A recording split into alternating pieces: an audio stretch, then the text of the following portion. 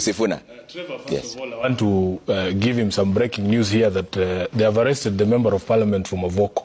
So just don't shout.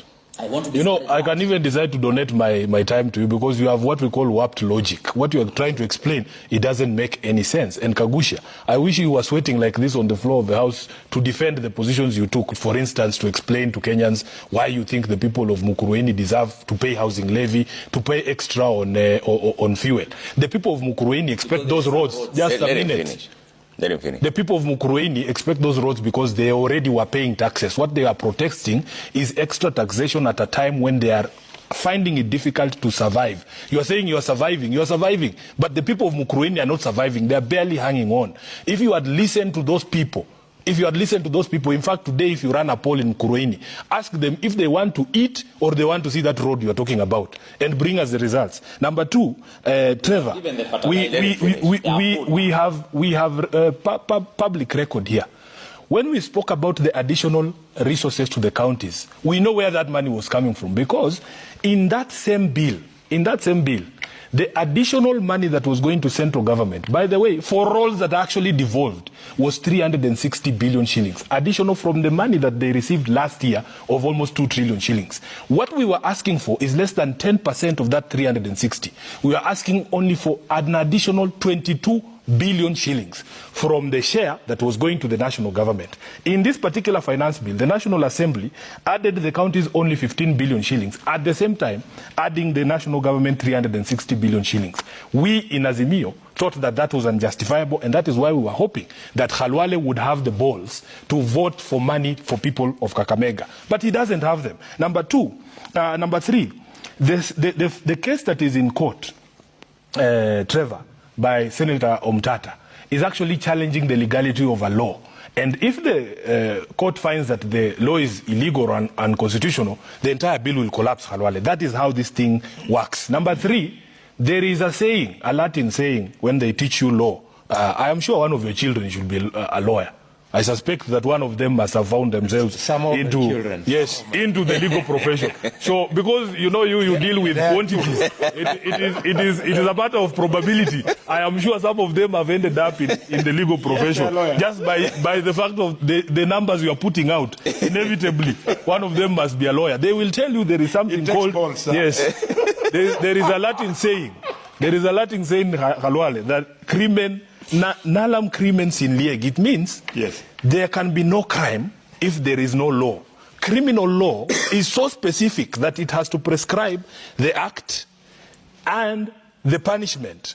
So there is no crime under our Kenyan laws called political responsibility. There is no such law. Okay. So what you do, Khalwale, if you feel that you have looked at the entire criminal book, the penal code, and you can't find a crime to pin on Sifuna or to pin on Honorable Raila Odinga, you can use your numbers in parliament, like you're introducing this new bill on limiting the rights of protest. Then maybe you can introduce this crime called political responsibility. But as we sit here, Trevor, there is no such law. Kagusha says, he didn't see members of ODM during the debate. I remember you guys covered it live, the debate on the finance bill. You remember members of ODM, people like Mbadi, teaching the law to people like Kagusha, the difference between zero rating and VAT exemption. It was people from ODM like Nasama Tandi explaining to them the impact of this law. I didn't see Kagusha. In fact, I want to see a clip of Kagusha just to demonstrate that, first of all, he understands what the people of Mukurweini want, and number two, he understands the sort of punishment that he has imposed on his own people. This is a shame that we live with Kagusha. You cannot run away from it. Finally, Trevor, we want to say this, that we are not unreasonable people. Sometimes people look at you and they think that this Sifuna is crazy. We are not crazy. It depends on the approach that you come with us. Those demonstrators who are skipping rope in Nyeri, what would be their reaction if, while they are skipping rope, not bothering anybody, somebody comes and just drops a canister of tear gas in the middle there? If, for instance, I say that on Monday, when we go to Kamkunji on Monday, we are only going to skip rope, will these people allow us to skip rope at Kamkunji? That is the question. What is this one ingredient that was missing in Siaya, that was missing in Meru, that was missing in Nyeri? What is that ingredient? It is the absence of police action. And that's what we are saying. All you need to do, Trevor, we have spoken about this thing so many times. I am even tired of explaining it. All you need to do, allow 1 day of zero police interference in peaceful protest and see a different result here in Nairobi. We have done it before. Okay. When we came to swear in Raila Odinga, when he ran away, him and Musalia were cowering somewhere, maybe in one of their homes. He has told us he doesn't have houses, he has homes. So I don't know which one they chose to hide under.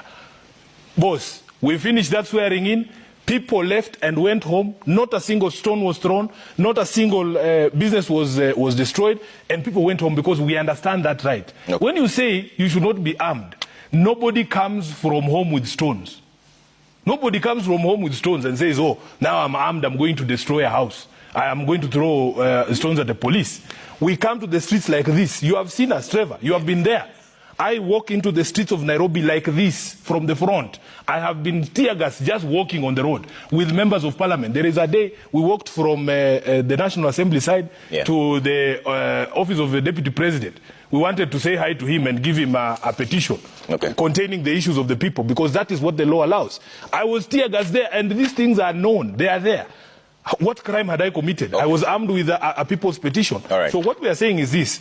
We are tired of being mischaracterized, and we're no longer going to defend ourselves. You can call us all these names because you have called us all these names for years. ODM is violent, all so and so. And we have seen even confessions from people from within their ranks, like one time when Mike Sonko confessed that these are the things they used to do to paint ODM as a violent party. They would hire old cars and go and burn them on Gong Road. Then they say, oh, destruction of property. We will protect life and limb. And we have said these people, they just talk because they know they'll stand behind the police. These people like in a Gachagua, I really want to meet this Gachagua man, just him and me. We see this bravado that he has. Where does it get it from? Where does he get it from? We leave all our police protectors behind and just have a conversation with him. I would really enjoy that, because they do that knowing full well that they will have people shooting at us in front. What we want to do, Trevor, we are not unreasonable people. When the Ruto called for talks, we assembled a team, we came to the table, we tried to talk to these gentlemen. They didn't know what they were doing, they were confused all of the time. They couldn't even make simple decisions like which color of tea we are going to drink today. They have to call the president every 10 minutes. Oh, Sifuna is saying this, what should we do?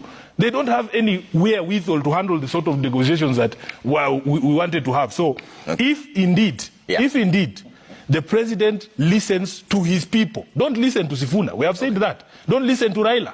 Listen to the people of Mukurweini. They are telling you they are hungry. Please scrap this finance bill. And this will be the end of the matter. Gentlemen, thank you so much. We have to leave it there. We've run out.